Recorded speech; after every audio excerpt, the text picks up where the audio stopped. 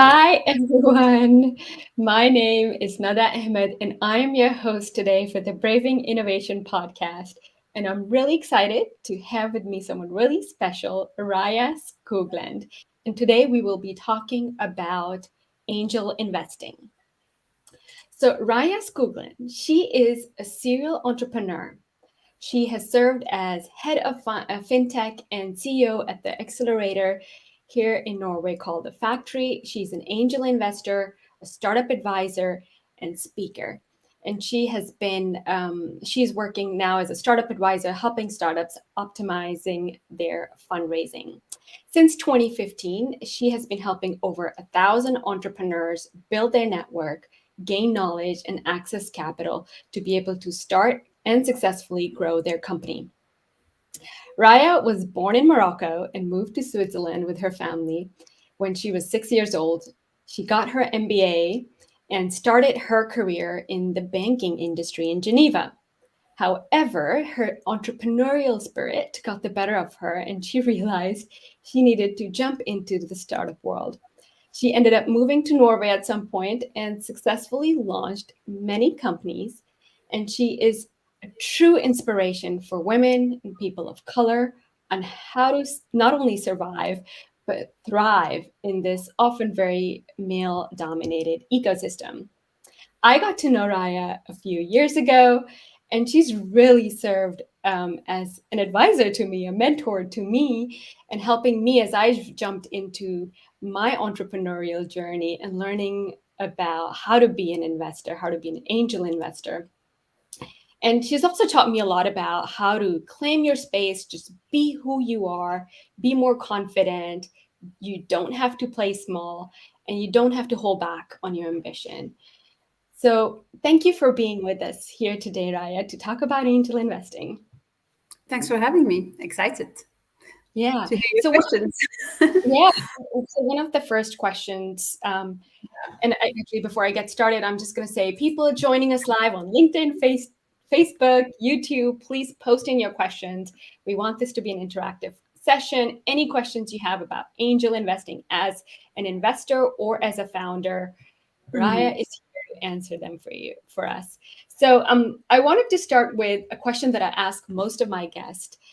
Since my podcast is called Braving Innovation, we talk about being brave, and I think you're someone who's done a lot of brave things in her life. And every time I see you, you speak up. You're not someone who's shy, and you're quite fearless. But I thought you could maybe talk about what comes to your mind when I ask you, what is one of the hardest thing you've done in your career? Hmm. It's really hard. Well, I think the hardest thing I've done was to move out of Switzerland, where I was based, where I had a career, friends, and network, and move to a new country, Norway, where I'm based now. Not knowing anyone, not speaking the language. I still don't speak really the language after 7, 8 years now. Not having any business background, really. Like I was in banking, but that doesn't tell me or teach me how to start a business and grow a business. And basically making a big career shift and going for entrepreneurship. So that was of course risky, of course scary at times, but at least for me necessary. I really wanted that. Mm. And and often people don't realize the resilience that you build from that kind of experience, right? And I mean, for me, also having lived in many different countries where English is often not the predominant language, even though everyone can understand English, but learning a new language is hard, and being able to sort of communicate and understanding sort of the culture nuances, it's not always easy. So No. You know I think. what? Actually, Mhm. actually, it was also a strength. The Mm, fact that you don't know this new country, you don't know anyone, it gave me so much freedom mm, because I was nobody. So I could create myself from scratch. I didn't mhm, have my friends around me who could judge me, maybe, or try to put me back into a box where I used to fit in. Because I was in a new country, nobody knew me. I had a blank page in front of me and I could just create whoever I wanted to be and whatever I wanted to do. So that was challenging, but also a huge opportunity. I saw Norway and moving to a new country as especially Norway for me was a land of opportunities. Everything was just like wide open, and I was curious to see what I could do. Mm. Yeah, and that's such a great mindset actually to enter a new country or a new Yeah. place or even a new job is that, hey, I'm coming in here without any prejudgments, any biases, and I can completely reinvent myself here. And I think you did really well. So maybe we could start and dive right into angel investing, and you could start from the beginning and tell us what made you think that you wanted to be an angel investor. I never thought about really like it's been a process. And I remember when I came to Norway, at some point, I was like exploring what kind of, so I was trying my business on the side and I got started, but with the ups and downs and I had some opportunities to talk to people who were hiring. And I remember I went to this accelerator in Norway, like a few months after I arrived, and I wanted to work with startups. And during the interview, he asked me, the interviewer, who is now someone quite well known well known in Norway as an investor. He asked me, he said, "So Raya, where do you want to be in 5 to 10 years?" The typical question. And I remember I told him, maybe in 5 to 10 years, I would start investing. I guess, I was still like insecure and not knowing exactly. I had no clue what was angel investing or investing. I was just like seeing, oh, investor, what, maybe one day I'd be an investor. And actually, 6 months later, 6 months after that conversation, I started investing because I was exposed to opportunities. I didn't have that as a plan, or I thought it would come much later when I had whatever, more money, more experience, more whatever. But because I was so close to the startup ecosystem, I simply met startups who were raising money and asking me for advice already or asking for introduction. Startups are always in need of something, asking for introductions or advice or funding or so this is how I started. I met a company, I sat down with them, started to get to know them, advise them a little bit with the knowledge I had at that time. And they told me, well, we're raising money in a few months. Would you like to invest? That was my first investment, 2016 maybe. I had no idea how to do a due diligence on a company. I didn't know what was really was it about to build a company. I was just presented an opportunity, and this is when I started. And I've done the smallest ticket ever that I've done, which was at that time 250 euros. And it was not really to start. It was to start understanding what it is to be an investor and what kind of documents. I was just curious about the documents that we will be exchanged, what's the process. That was a first step, a little intro to the investment world. Hmm. I think that's super interesting because most people, like you're saying, have this misconception that angel investors are people who have high worth net, people who have a lot of money already, and they can be these angels who can just throw money around. And you're just kind of showing that anyone can be an investor, and actually we are democratizing investing now because there are a lot more companies and there are lots of syndicates that are accepting lower tickets, that more people are able to afford. And I think from what you're saying is for you, it was this first investment that you made was more of a learning journey. Yeah. So you're like, okay, and if someone's willing to accept a smaller ticket from you, but you were able to go through that whole process that Yeah. anyone would go through, anyone investing, whether they're investing 250 euros or if they're investing 250,000 euros, right? Yeah. Exactly. But it was a learning journey for you. Exactly. And actually, that company later, I invested like 2 years later, I invested 3,000 euros. So this company was one maybe at that time there was no crowdfunding platform in Norway that was operating. So they organized an offline crowdfunding where they brought many investors. And each time they've done that. So the first time I had the opportunity to put a small ticket, some others put bigger tickets. And later, 2 years later, they did another round. And then I put more money into the company, which went bankrupt, by the way, later on. So your first investment went bankrupt. Yay. Yeah, you learn, You learned. Right? And after that, you've made how many other investments have you made now? Hundreds. Oh, yeah, directly, yeah. maybe 10 to 10 plus plus, Okay. because there are some who just disappeared along the way. Okay. Mm, Those that I invested in long time ago, because you mm, learn the more you start in this journey. And this became my job after 8 years. So now I know what I'm looking for. I pick up on the good founders. I know what I know much better, mm, how to, you know, um, where are the red flags, and how to find good teams that would be building something that customers want. mm. So it's been a learning journey. Late, so maybe 10 plus 10, at least 10 direct investment. Yeah. Okay. Then, yeah, at least. And I'm not counting here those that died. Yeah. Okay. And then indirect, meaning via funds, via Yeah. accelerators or VC funds, then 50 plus plus. Yeah. Yeah. Yeah. So you've experimented with different ways of funding, so you can fund directly with a company.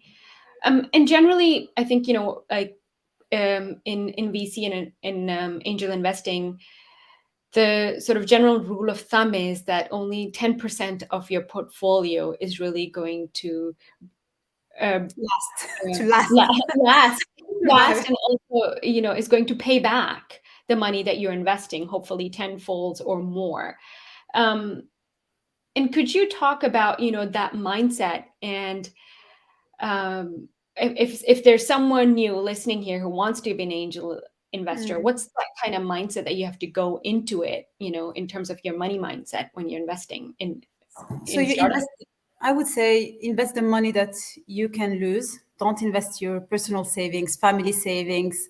It's a big gamble. Honestly, it's like gambling. So don't invest money that will be, you might lose that money. One. Secondly, make it a learning journey. You're going to be learning. The more you're exposed to startups, to investments, you will get better at angel investing. Maybe in the beginning, get to know the founders as an advisor, as a mentor. It will make you a better advisor, it will make you a better investor, and it will give you the opportunity to know the company and see what are the red flags, what's working, what's not working, how can you contribute, how can you really help them. So you're not only bringing money, but you can also bring expertise, network. So my advice would be to have a growth mindset, meaning take it as a learning opportunity.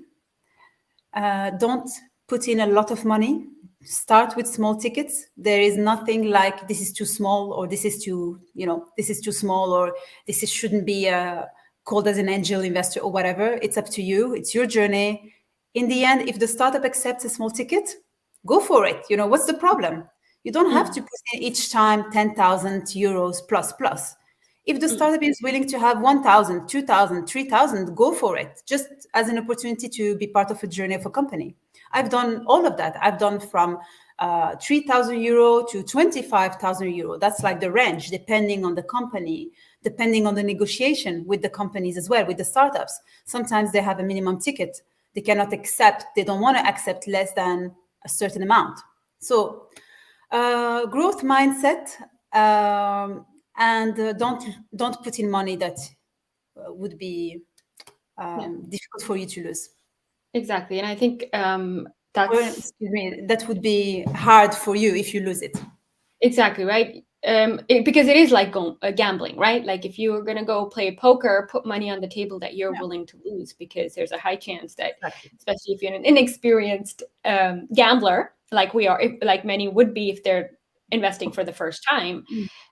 that you would lose that money. And it's a learning, and it's almost like you're investing in yourself. Like when you invest in a course, you put money and you get a course. So this is kind of like putting money and learning practically how a Exactly. company works. And also, maybe we could talk a bit about, what our intention should be as an angel investor. Why are you an angel investor? Well, I'm an angel investor because I find it fun to be part of different companies' journeys. I know my brain is so interested in understanding how different businesses work. For me, I'm learning as well with these companies. So I help them with my money, I help them with my knowledge, my network. I feel valuable because I can contribute. But also, I feel like I'm learning so much. I'm learning when I help or invest in a health tech company. I'm all of a sudden exposed to a new industry and understanding the challenges, the problems, the future, what it would Mhm, look like. When I mhm, talk to maritime industry companies, then it's another space. It's just like super stimulating and exciting. I find it mhm, super interesting to have to be exposed to so many companies, being involved, being part of their journey. And of course, if there is an upside, this is amazing. If we can do a 4x or a 10x or a 100x, this is great. mhm.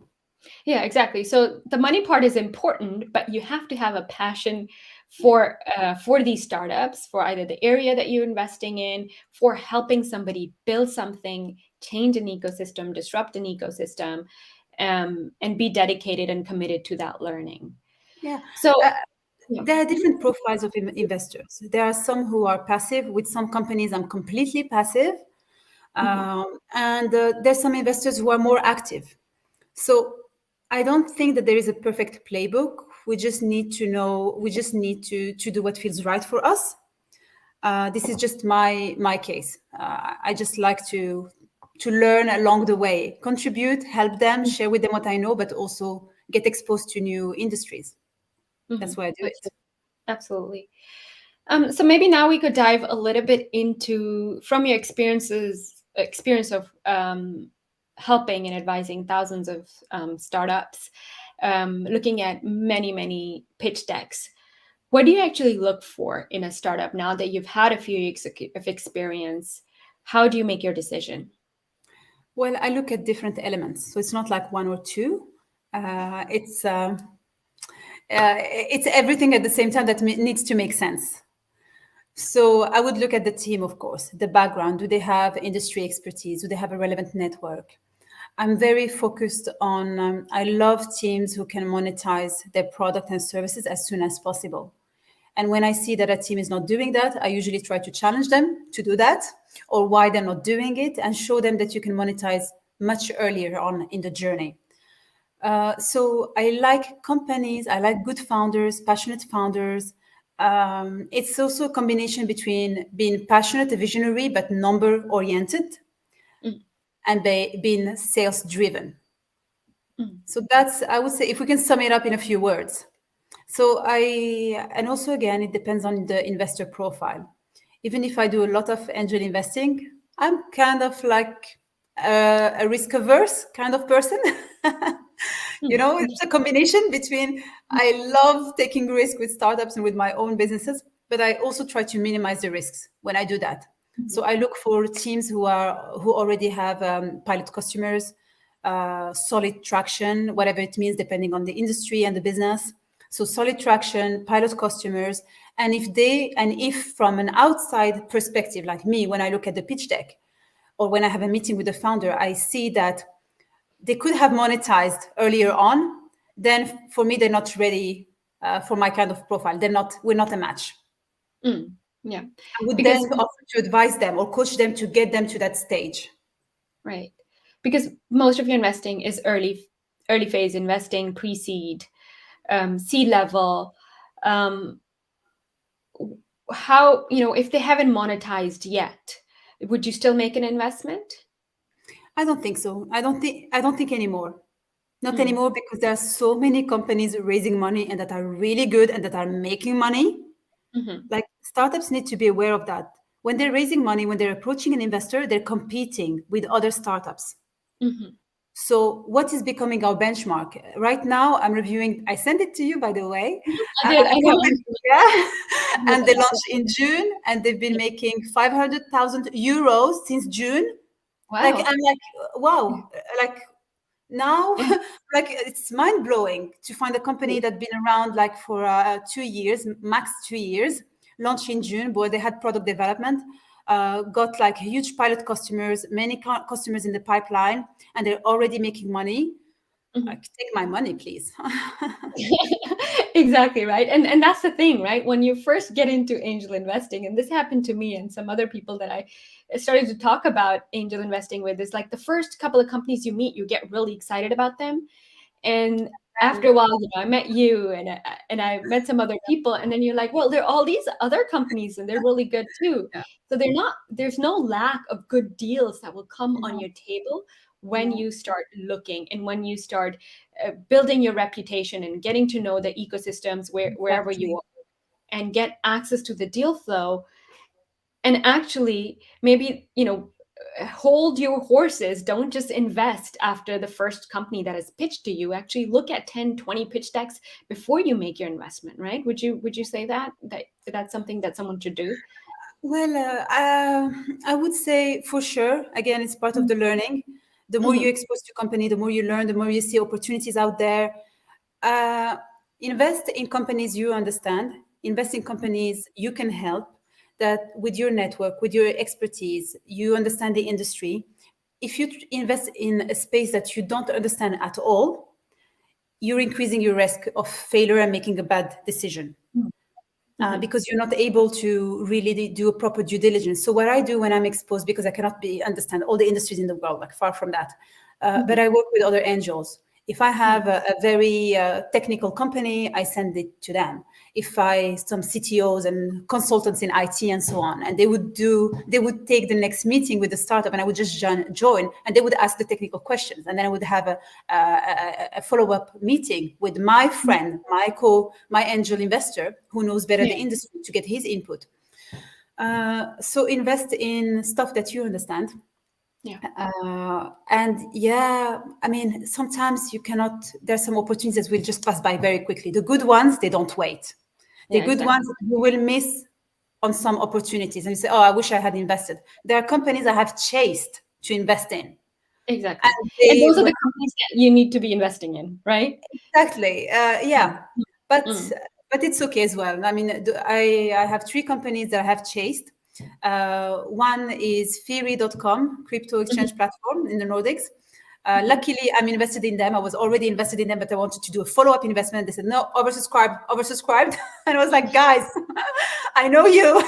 You can do this. Like, no, we can do it. Oversubscribed, we're done. It's like, there is another one right now that is not getting back to me anymore because oversubscribed. And I invested in Choose Today long time ago. And the Yeah. guy, the CEO, is a good friend, and I was begging him. I was like, Andreas, you need to let me invest. It was like, Raya, you're a friend. I can't let you invest. I was like, it's because I'm a friend that you need to let me invest. Yeah. So the good companies, and they just got as an investor, the co-founder of Mm. TripAdvisory. They got Shell Venture as an investor as well. So there will be companies that you also need to chase, the good ones, Yeah. to try to And get in. you need to kind of have your finger on the pulse of all the companies, right, that are around you and that you've invested in, like which one need a follow-up investment, because they won't necessarily come to you once they really start getting traction They don't from need you others. anymore. Yeah, they don't need you anymore. So you have to be also willing to be the chaser, because in Yes. the beginning they companies will be chasing Yeah. you. But Yeah. after a while, the good companies, you will have to chase them. I'm going to pick up a question here from Håvard Winstad, who said, one problem I see after investing in a few companies in the angel valley of death, we run out of money while we wait for an exit X years from now. What is your experience with combining investing with paid work for the same companies to build liquidity, to keep active and keep investing? So this is what I'm doing right now. Right now, I used to just invest directly. Now I'm doing a combination of paid work and investing, or paid work first to get to know the startup, to coach them, to get them to the point where myself and my network of investors would invest. But I Mhm. don't invest anymore in startups that actually cannot afford my services or don't have paying customers. Right, right. So you don't invest in companies that won't be able to hire you as an advisor? Um, no, it depends. Of course, No. you know, some companies would not hire me as an advisor. They don't need me. They're really You don't doing need great. And I just want them to take my money. But Yeah. there are some others that I needed to get to know over time. Yeah. first of all. So I was also doing pro bono advisory or just getting to know them, becoming their friend and so on. And then I invested later on. But Mm. now moving forward, I am not, I get to know a company while working with them. That's Right. my model. Right. Exactly. And And that's a great way to kind of sometimes companies are too early or you don't know them enough, but you think there's something there. You could work with them as an advisor, and then invest later. Right. Um, they and have what to do you think? prove themselves, you know. So, Yeah. and if you believe in them and you believe in their potential, you can maybe help them reach the next milestones that will make them more attractive to you Mhm. and to other investors. Right. And what do you think about working for equity? It's a case by case always. It really Mhm. depends on the company. If it's it really depends on the company. Mhm. Uh, it depends Yeah. on the amount of time I have available as well. Yeah. Mm. Uh, that would Yeah. be And I my think, answer.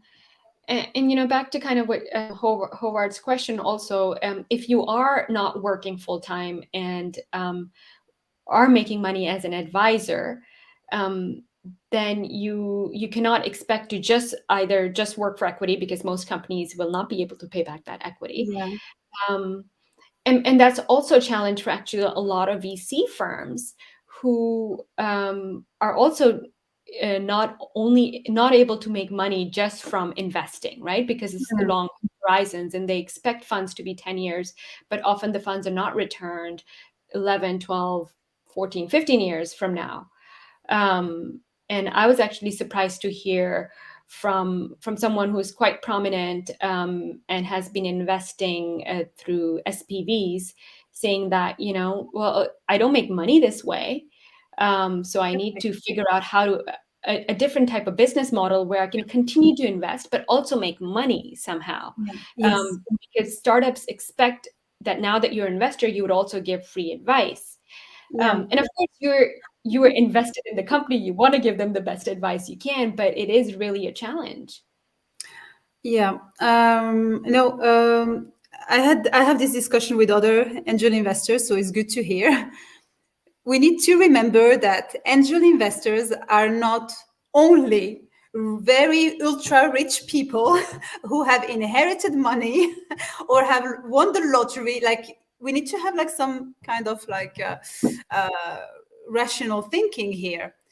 Angel investors are anyone who's willing to bet on you, invest in you, has some savings. And a lot of angel investors in my network make money, invest. This is how I do it too. I make money, I invest. I make Hmm. money, I invest. There are some months that are great, there are some months that are less great. Then I cannot, I need to wait for Hmm. the next month to be better. This is how we build our portfolio. And we see this, and I've been seeing this model increasing amongst angel investors. So at some point, also you have those that decide to do this more full time because we're really passionate about this. Hmm. So we need to find a way to monetize our knowledge, our activity. And people, I would say, like me, after a while, after years building experience, expertise, this is very valuable for startups. So we feel not only we need to monetize our time and our knowledge, Hmm. but it's also incredibly valuable for the companies. So there Yeah, has to be a win-win. right. We And cannot if you want, wait for an exit in 5 to 7 years. We have to be reasonable here. absolutely, yeah, because you have to have put food on the table and invest in that. Continue living, continue being an angel investor. You need some income coming in. I Exactly. think, yeah, that is so true. I'm going to pick up another question from Calvin here. What would you define as the industries where it is common to see monetization starting only a bit later down the line? Can you repeat? I didn't get the first part. What? So, can you define what kind of industries, I guess that's the question, that monetize a little bit later down the line? So, there are some industries like if it's a Yeah. complete SaaS Yeah. solution, you can easily monetize, but there's some that happen a little bit later down the line. Usually, I would say any deep tech, health tech as well, anything that requires a long development in terms Hmm. of product. These are the ones where we understand that it takes more time. However, there are other ways to show traction, even Absolutely. while building. So Mm. when I talk to health tech companies, of course, there are different kind of health tech companies or deep tech. I want to see letter of intents. I want to Mhm. see if they've been in touch with the market, what kind of customer interviews they've done, what is the market saying about the potential product. Mhm. So these are the elements I would look for instead of just asking for them to make money as soon as possible. I would say, okay, so what have you been doing with potential customers? How is the sales pipeline looking? Yeah. How does it look like?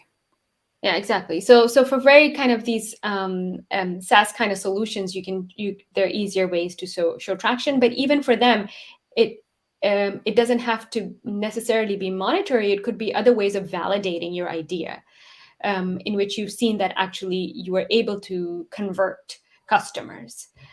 Um, and for deep tech, like marine tech and climate tech, the space that I work in, the lead time is often really long because what you're actually investing in the seed stage is R&D, Yeah, and it could take many years. But the kind of validation that you look for is, have they applied for any grants? Have they won any grants, right? Have they been able to get some great partners on board?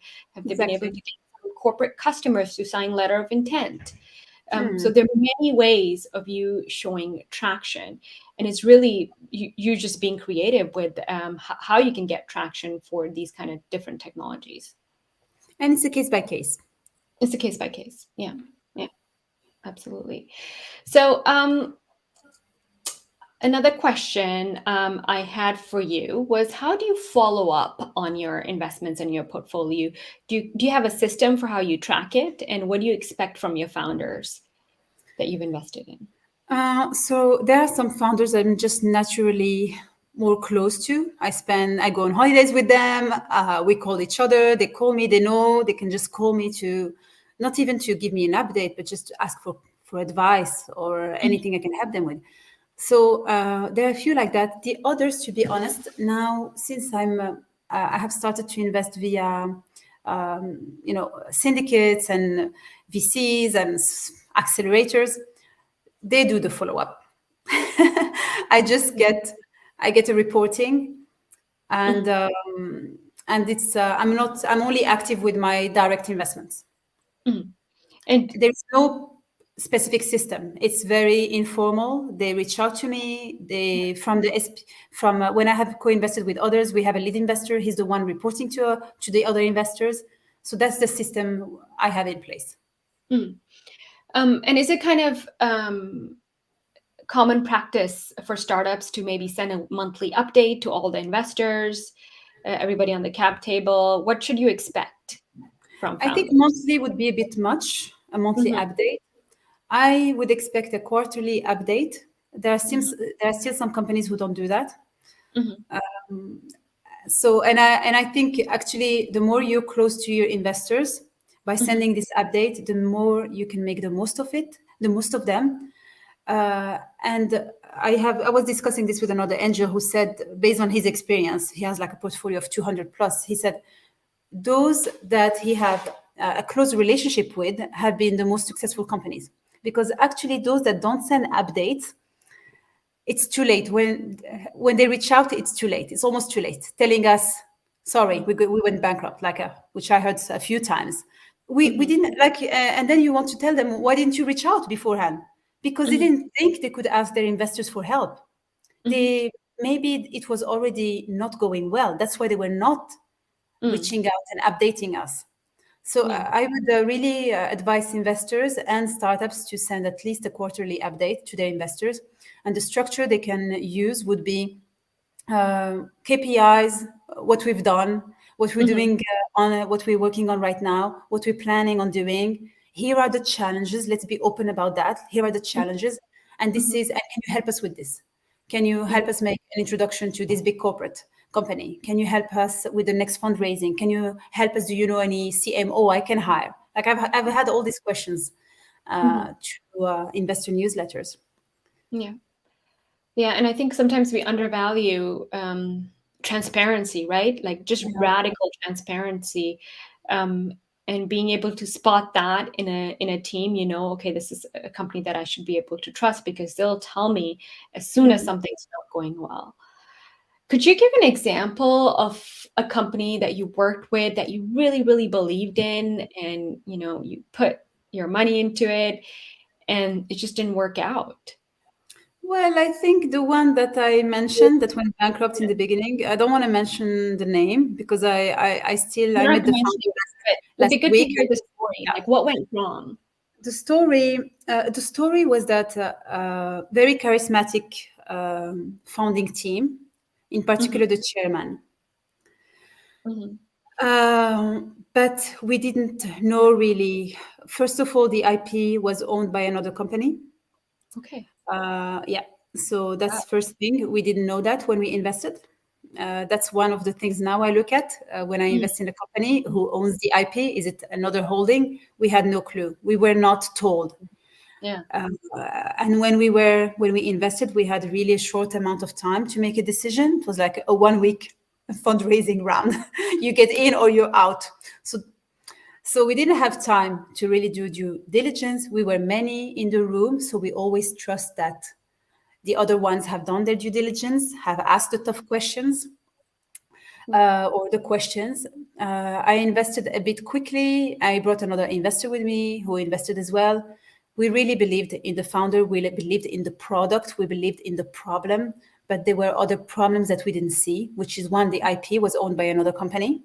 Mm. And we didn't really talk to we knew the chairman, but we didn't talk to the founders, the other founders. So Right. maybe we could have seen some kind of dynamics Yeah. um, that were maybe fragile. Right. Uh, so, and also apparently there was an issue with the production. So they were building a hardware. Hmm. They Hmm. had issues with production and supplies. Mm. Yeah. So this is what happened with this company. Yeah. Yeah, I think that's a really good example of like what you learned, right? This happened to you in your first investment, and all the learnings now you take into everything else that you invest in. You know what questions to ask, and you will be burned many times in this journey. But every time you're burned, they're just lessons, and it's another question you add to your checklist of I things think that you need. there's no better way than learning by doing. Yeah, So I never read any book on how to invest or angel investing. yeah, I just did, and then I learned along the way. What helped me, it's my knowledge on how to build platforms, how to build communities, how to build businesses, how to scale something online. So when I mhm, see a startup and they're presenting to me something I'm familiar with or I've done before for a different industry, I can evaluate their stage mhm, and mhm, their knowledge and their capacity to grow and scale. So the mm, books I would recommend, for example, if I had to recommend the books, would be, I have them here, like, this one, for example, or this one, value proposition design, lean analytics. It's the startup methodology books yeah, yeah. that Mm. I read Yeah, because over and I over was going to ask you if you could recommend any books for someone starting on an angel investing, but it's really about learning how to do the metrics. How do you help them clarify their value proposition? as Just an the angel. basic. It's learning how Yeah, startups work. yeah. Mm, Startup, if you understand startup methodologies, mm, then when meeting a startup, you can evaluate their best practices. You mm, can evaluate their work, their processes, the way mm. they operate. Have they gone to market too quickly or too not quickly enough, not fast enough? So you can Yeah, evaluate them better because you have a better understanding of what right, they should be doing or not do. And also follow a lot your gut feeling. If it's right. a yes, Yeah. evaluate again. If it's a no, then it's a no. Just like move on. Yeah. Yeah, and then in the beginning, your gut feeling might not be very good, but over time, you develop that gut feeling, Yeah, right? Like yeah. through experience, because that's what really is. Your gut is your experience. So thank you for the telling us a little bit about the books, but I was also wondering if you have any podcast, any blogs that you follow, any kind of influencers or mentors that you've had in the field that we should also check out, or you want to give a shout out to somebody Yeah, who's really helped you in this journey. I think, yeah, I mean, I work with other angel investors. So I share deal flow with them. They send me pitch decks. I send them pitch decks, startups, and so on. And we work together and we inspire each other and we learn together. So Yeah. in Norway, there is Andres Colt, who invests in impact companies and fintech in Africa in particular. His company is Change.com. Mhm. Then there is also the factory in Garbenson, who has been a big inspiration for me. The way he's built the factory, his companies, the way he advised. and I work with others like that, Mm, to learn mm, from them and to share also what I know. yeah. But no podcast, no particular influencer, No, but just my, that's, I think, but they've yeah, been yeah, I think influenced. you're a great example of, there are different ways of learning, and you have to find out how you learn best. And you learn best by getting your hands dirty, networking, talking to people who've done it before, and really building on that network that you have Yeah. and further building that network of people who can advise you, guide you on the journey. So, some people don't like to read books or listen to podcasts, and that's completely fine because there's so many other, you have to figure out what is a great way for you to learn, Yes. and adapt to that. And it's really being true to who you are. And I think you're someone who does that really well.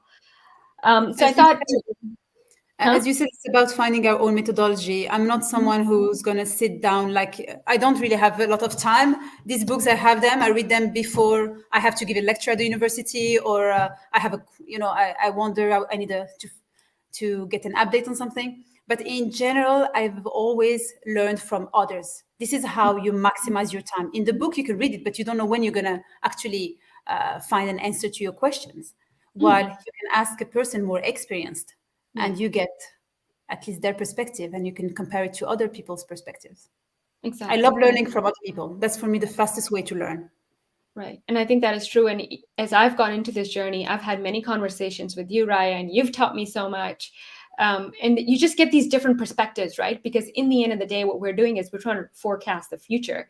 And the best way to forecast is really to get as many perspectives as you can, be able to look at a problem from different angles, see something that you don't know from your own experience, but someone else sees.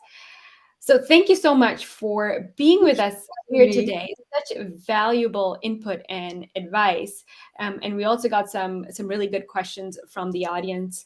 So I thought to end with, we could also talk about how this space is still quite homogenous, and there are not a lot of women, people of color in this space. How have you kind of navigated this space being different and remaining true to yourself? Have you felt like it has been challenging, or it, or you haven't? Yeah, I'm laughing because Yeah, I don't think it was challenging because I refuse to see challenges. Like I'm just I don't see like I don't know how to explain it, and I don't want to hurt anybody's feelings. um yeah, but I yeah, don't actually. I look sometimes, I look at myself in the mirror, I'm like, oh, actually I'm quite dark. I forget about these things, I yeah, forget that I don't care mhm, that I'm a woman. I don't care that I am, you might think I'm a person of color, I have no idea. I don't see myself like mhm, that. I see mhm, myself as a human being, and I think it has helped me a lot in not mhm, putting any label on myself when I mhm, enter a room, when I have a discussion with someone, or whatever I do during my day.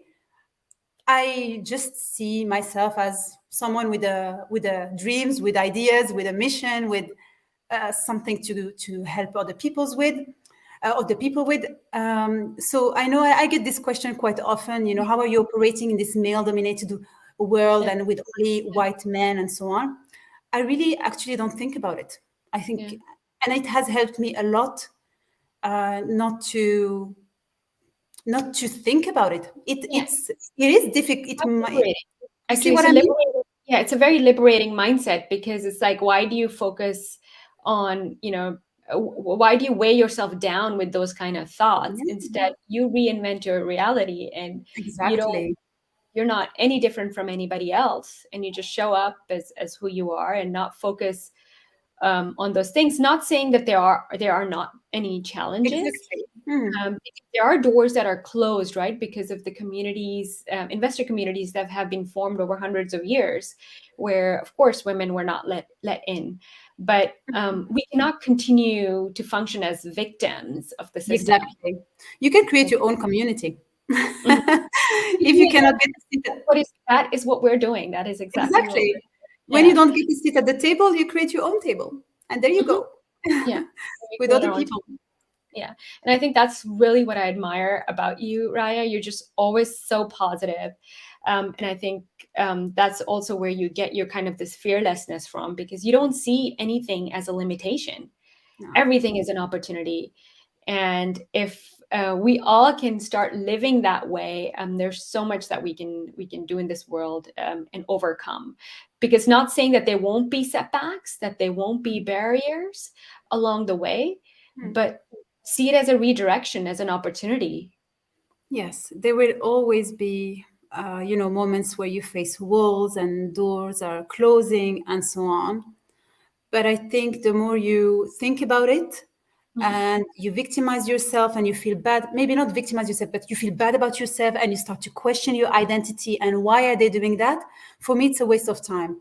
Mhm. If a door closes, I go the other way very quickly. I have no Mhm. time to waste on why. It's not my problem. It's No. there. I don't have time to waste on that. I go Yeah. into, there is much other better things. There is a reason why it didn't happen. I will find my way. And this is what I've always done. I go Yeah. like this and I move fast as I can. Yeah, it's resilience, right? And you're adaptive. You just adapt to the situation. And most importantly, you're self-confident. Like, you are not insecure about who you are and what you can achieve. And time again, you've gotten back up again and tried something else and it's worked out. And sometimes it hasn't, but a lot of times it has. And what Exactly. does that teach you? It teaches you to get back Resilience. up. Yeah. Exactly. Yeah. People see me as someone super strong, tough, Mm. uh, and I have my moments where I feel really down, but it goes up very quickly. Like I will have a moment where someone says something, doesn't believe in me, and I'm like, oh, doesn't believe in me, and I'm like, okay, get your shit together, girl. you know, you move on, you move on. You will prove them wrong or whatever. It's not even about them. It's about me. I have my moments where it's hard. I'm an entrepreneur as well, so there are moments Mhm. where you have doubts, where you feel challenged. You wonder if you're doing the right thing, if you're not crazy, if maybe you should just go back get a job or whatever. But luckily, I also understand that perseverance is what makes you succeeding. If you give up too early, of course, you would not have achieved. That's the failure. If you gave up too early, Mhm. it's also okay to kind of give up a little bit, take a Mhm. break to Mhm. bounce back, to come back stronger when you're rested, when you're more inspired. I learned that along the way that this is just like this. And when I'm here, I will go up. And then there will be Yeah. other moments where you feel down, but it will get better again. Yeah. Oh, this is so inspiring, and I hope more women and men and everybody gets to listen to this last part of the conversation, because definitely very inspiring to know, how do you build that perseverance? How do you build that resilience? And go in there with that mindset. I'm just going to pick up one more question as we have Andres Mantilla joining us here. How do you kickstart an angel investors network in developing countries where the innovation ecosystem is not as mature like the Silicon Valley or Israel? I don't know if you've had any experience there, and I guess it doesn't necessarily only apply to developing countries, but any countries where you have an immature ecosystem, right? And I would say Norway's definitely been and still is quite an immature ecosystem. Um, you just start somewhere. Either you find other small players.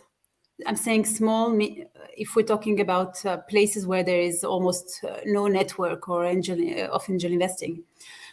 You start with incubators, accelerators. You try to co-create with them. You try to approach them. As for there will always be people who can guide you, or you do like I did when I arrived in Norway. You decide to launch your own thing and see what happens. Who will show up? I wanted to get in touch with entrepreneurs, and then I started to create events. I started to launch events, and first event 70 people. Then 9 months later, 300 people. You just Wow. start somewhere. It's not because you see that there is no existing network that there is actually nobody or no existing network. You can build your network as well. You can start your own community. Mm. Exactly. And then you'll realize there is actually a network, right? When you start doing these events and just being proactive, like you were.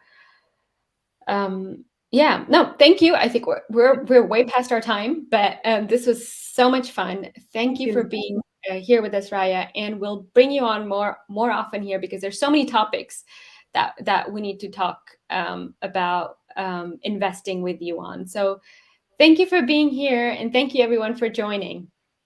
Thank you for having me. Speak soon. Talk soon.